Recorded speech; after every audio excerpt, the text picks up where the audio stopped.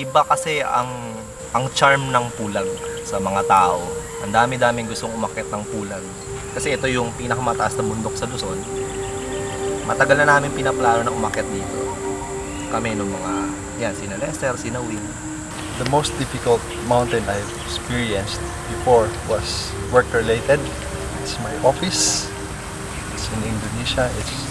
This Mount Pulag climb is my first or my return climb to the recreational side of climbing mountains. Excited ako doon sa bahagi ng climb na makikita ko yung sikat na Pulag sunrise. Yung sunrise na yun is well documented in blogs, in the internet. Morning. Good morning. Salam is here at DNR. So I've been there several times. I don't mind really going out of my way to go to Benguet just to see Pulag, because Pulag's like pretty much the best, one of the best mountains in the Philippines. And I know that it is a national park, protected area, and that it is the land of indigenous peoples in the Cordillera. Gusto ko umakyat talaga ng bundok kasi para siyang isa sa mga goals mo in life. Yun yung mga top 10 na bago ka mamatay, mga ganong moda. Usually pag mga ganyan, di ba, sobrang memorable. Kasi ang laki ng pagbabago sa karakter mo, sa sarili mo. Once magawa mo siya kasi tinetest mo yung sarili mo, yung limits. Pero mas nasa tayo siya. The dreaded -5 degrees Celsius na nag-take place no end of November. The temperature was about -5 degrees Celsius. So we were expecting. Sanay talaga ako sa bundok. Kasi sa bundok talaga yung mga lupain namin sa probinsya. Medyo pinakabahan, hindi doon sa pag-akyat, kundi doon sa lamig. Pag na-hypothermia ka, hindi ka makapag-isip na maayos. Kasi maapektuhan yung utak. Tapos hindi ka rin makakilos na maayos. Meron ka mga bagay na hindi na kaya. So, hindi ka makapag-isip ng ayos, hindi ka makakilos na maayos. Therefore, ikaw ay mapapaibig.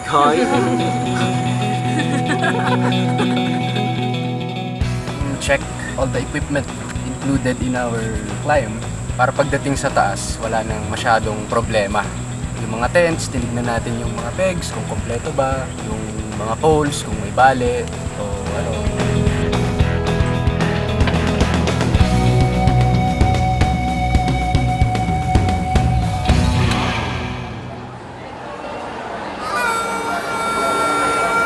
Knowledge about hypothermia, about the mountain itself, knowing the hazards of the climb, preparing yourselves mentally, will prepare you physically afterwards.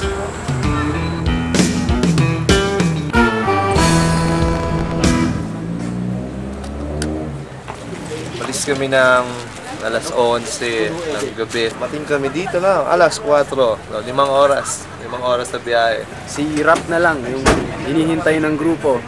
Naliligo pa ata.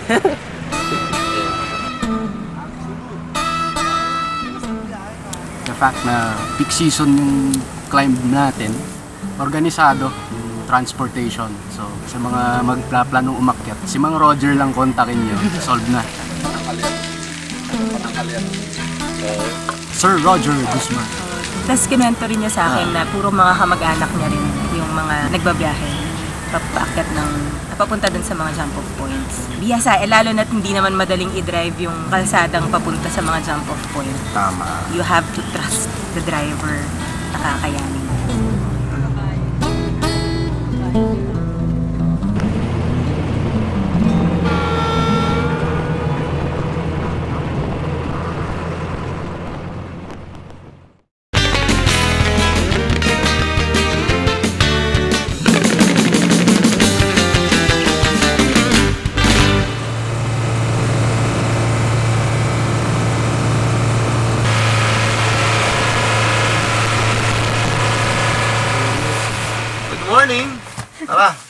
buklaw.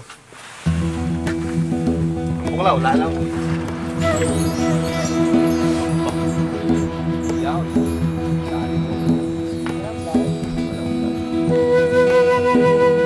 Dizzy. Very, very dizzy. That's why. Oh, sige, I need Bonamine.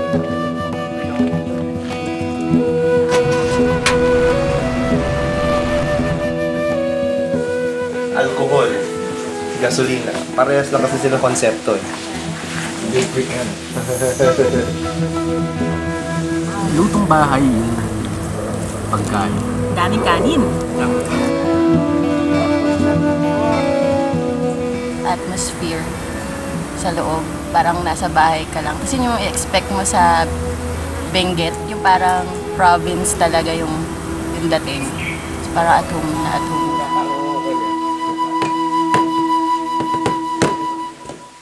Katatapos lang naming mag-agahan at ngayon magpapatuloy kami sa paglalakbay.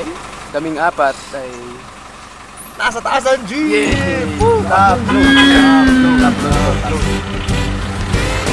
yan na, ang lamig.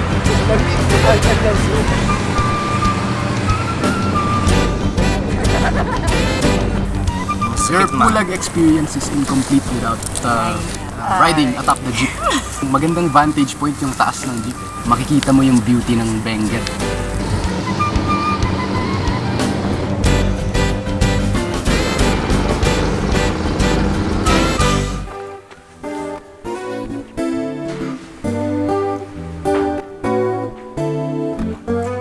Hello, ma'am. Morning po. Miss Emerita Albas, yung DNR Park Superintendent. Very knowledgeable siya tungkol sa pulag. Magandang ehemplo yon para sana lahat ng bundok mayroong ganun na station para naaalagaan din yung ibang bundok, hindi lang sa pulag sana. Avoid taking a bath in natural springs. Number 1, you're brushing your teeth, washing your bottom, washing your ear, socks, underwears. Andyan yung mga katutubo dito sa lower elevation. Sanok sila ng sanok, hilamos din ng sanok. Napakabibong ale. Gusto ko siya maging ninang.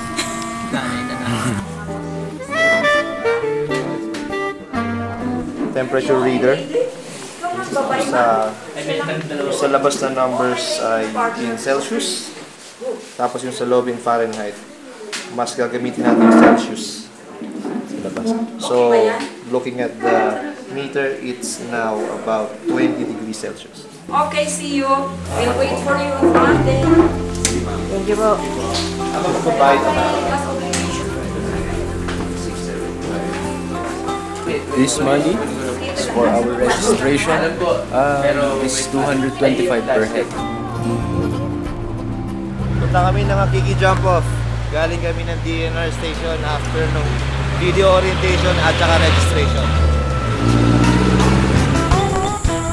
Going up the summit through Akiki Trail. Of course, nakakapraning.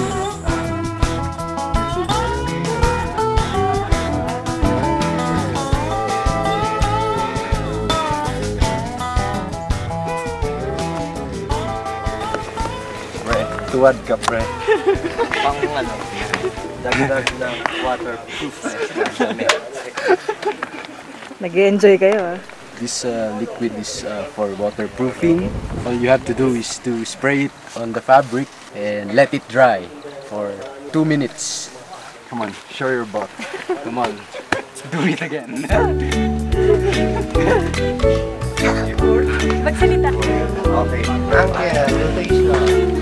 Don't forget to breathe. Let's make lakad na.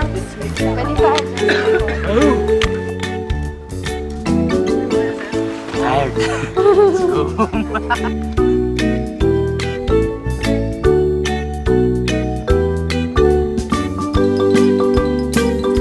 Tarek.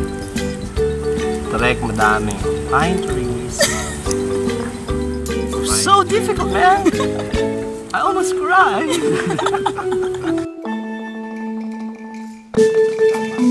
Yan ang summit. Temperature log. yung pinapagawa sa atin ni Ma'am Mary. Lamig natin ngayon, pare. Under shade is 33 degrees. 33. Malamig, ha? 33. Tapos room temperature, 27. Tuturo ko. Bababa tayo ng mga 200 meters. Tapos, doon tayo magka-camp. Yun doon sa campsite, tapos hanggang sa summit. 20 to 30 minutes. Pero yun. Sa likod niya. Sa likod na. So, Si Kuya Teddy Aginse. Aginse. si Kuya Teddy ay isang Kalanguya. So, lokal sila dun sa area. Since bata pa daw sila, umaakit na sila sa bundok. Kaya gamay niya yung bundok.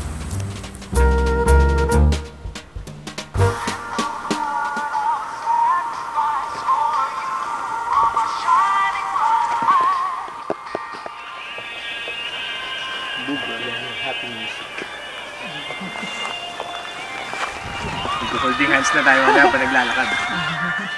Kaso single file. Single file, so dapat... Sobrang saya kasi talagang masaya yung grupo. And I think that's a very important part, if not a requirement, for any travel.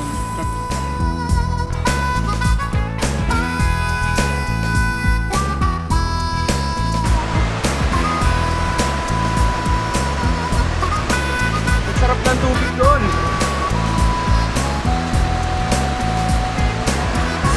Lalagyan pa natin ang isa dito sa gilid. Tatahin natin yung sapatos ni Renan. Bumigay kasi. Bukan natin siyang pagalingin. Renan, por favor. Pakitanggal naman yung sintas. Napakakomplikadong tanggalin. Obus ka jogging.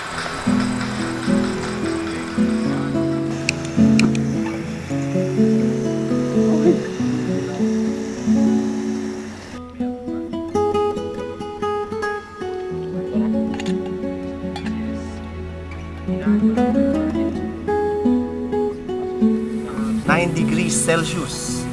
Lowest temperature sa Edet campsite.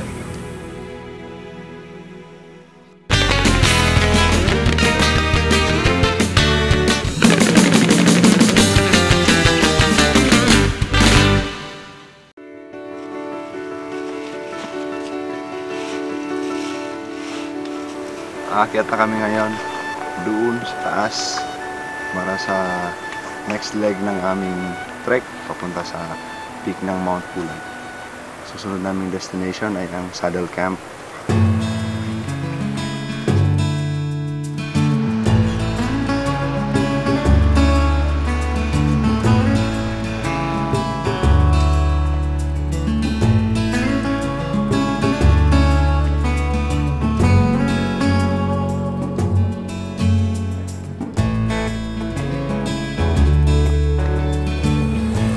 Kaya siya kung paghahandaan mo talaga. Kung magja-jog ka, exercise, mga ganun. I thought I would die the killer whale. So at least yung mindset ganon. Para nung nakita na ganon pala siya, at least mas kaya. Hindi naman mahirap talaga. Hindi naman mahirap. Killer trail siya kung gagapang ka na hulay. Otherwise, manageable. Maganda yung view. Crap. Just distract yourself with Baka killer yung view. Hindi yung trail. Oh, sweet one.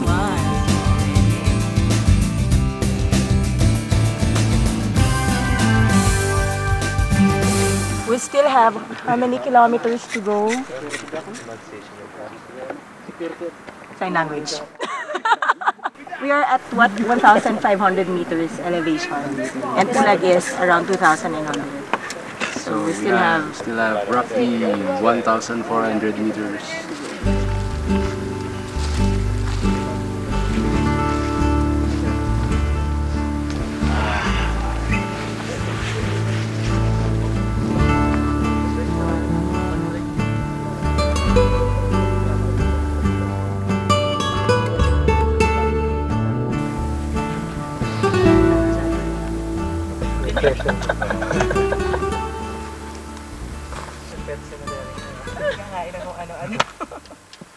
Mama!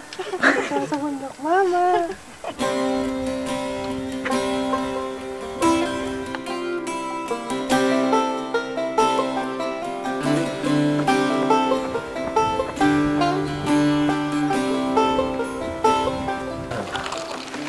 despite persistent reminders from the DENR superintendent, apparently there are hikers who are still hard-headed as far as the leave no trace principles are concerned.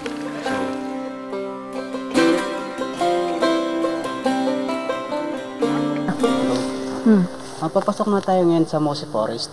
Tapos ito yung sign para hindi didiretso sa kanan.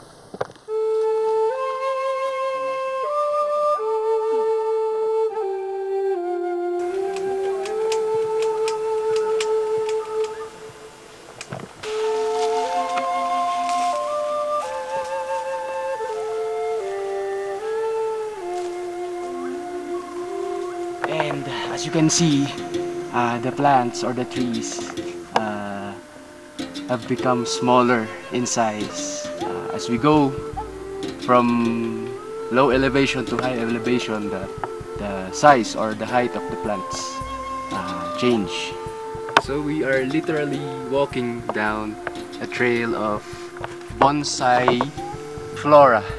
The characteristic is the branches or the trunks are covered with this green organism, your moss.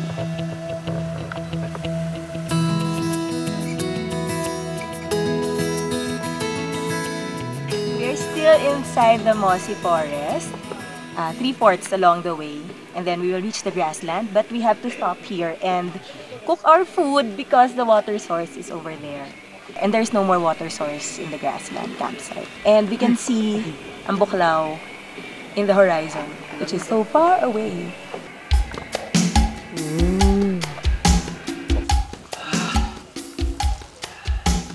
We have power!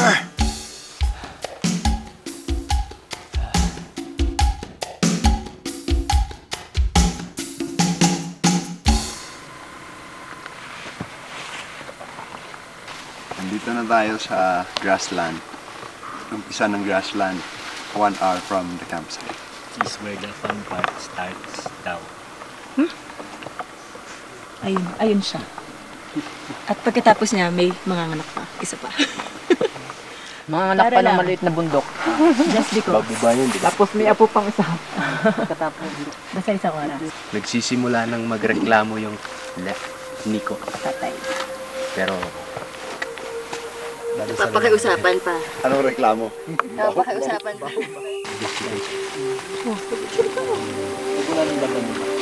Well, dahil malamig. Kaya pinangalan ng pulag yung pulag. Dahil yung tuktok niya, kalbo. And pulag means bar. So, the first part was steep. In fact, it is where I felt difficulty in breathing. Punishing lang talaga kasi nga nanganganak nga raw siya. Yung kala mo tapos na, ito na yung saddle, hindi pa rin tanaw. Tanaw mo na yung summit, di pa rin natatanaw yung campsite.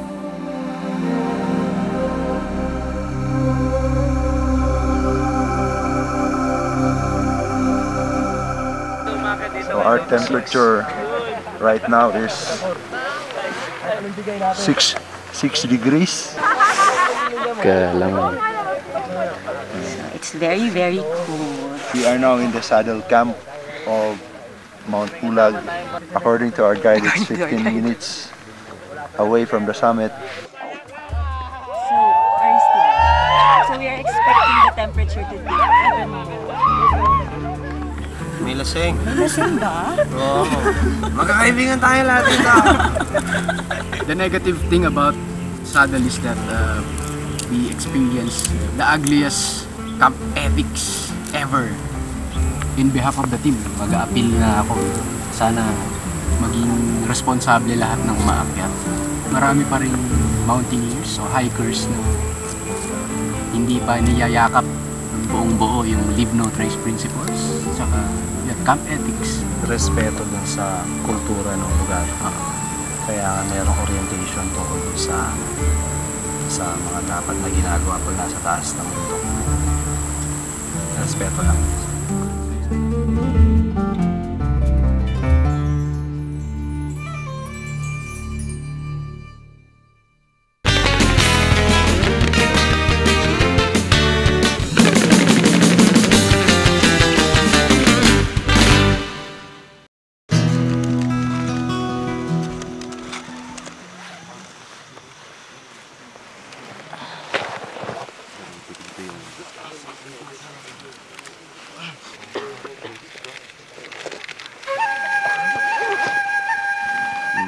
umaga, papunta na kami ng summit ng Mount Pulag.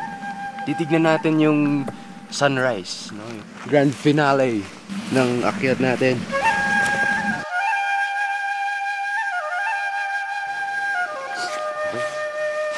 Tingnan tayo. That's Hey! After so many years of planning, 4 years na. Sunset na lang. Ay, sunset. Finally! Good and hot.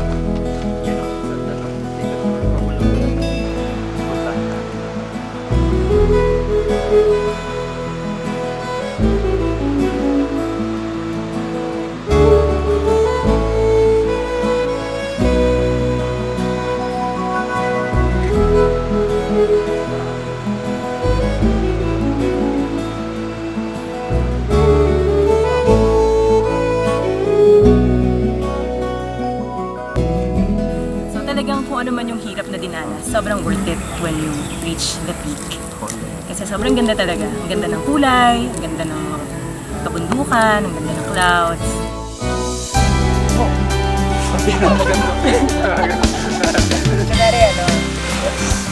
Kunwari ni GIS.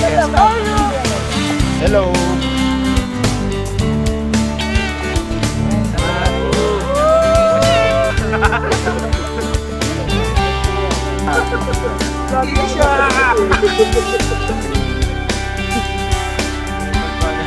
Ang Davao ko.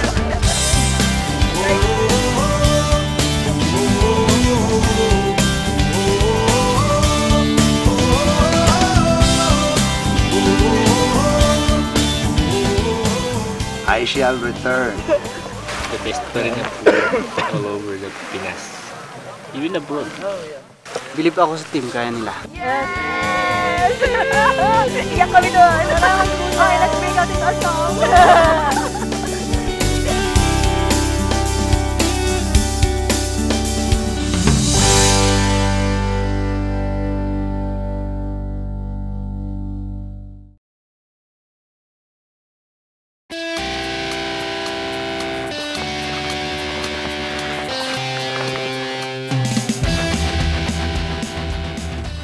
Naganda kami. We prepared hard for this fight. We trained hard. Maganda, maganda. Maganda magbunod. Maganda. And then if you have like people with you, good company, it's perfect.